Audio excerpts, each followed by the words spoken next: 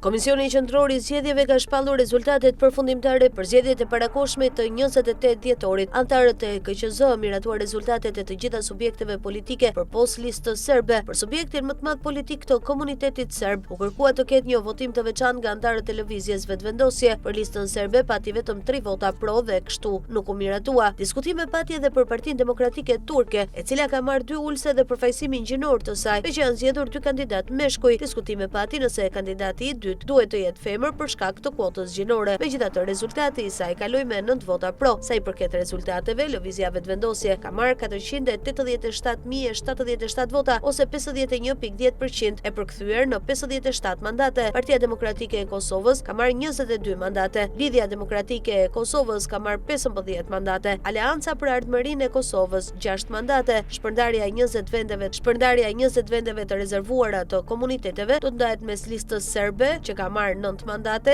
za Slobodu Pravdu Opstanak ka marrë 4.862 vota dhe ulsen e 10 në komunitetin serb. Kosova Demokratik Tyrk Partis ka marrë 2 mandate. Koalicia Vakat ka marrë 1 mandat. Nova Demokratska Stranka ka marrë 1 ulse. Iniciativa Ere Demokratike e Kosovës 1 mandat. Social-Demokratska Unia ka marrë 1 mandat. Partia Liberale Egjiptiane 1 mandat. PSA ka marrë 1 mandat. Jedinstevna Goranska Partia ka marrë 1 mandat. Lëvizja përparimtare e Romëve të Kosovës ka marrë 1 mandat gjithashtu.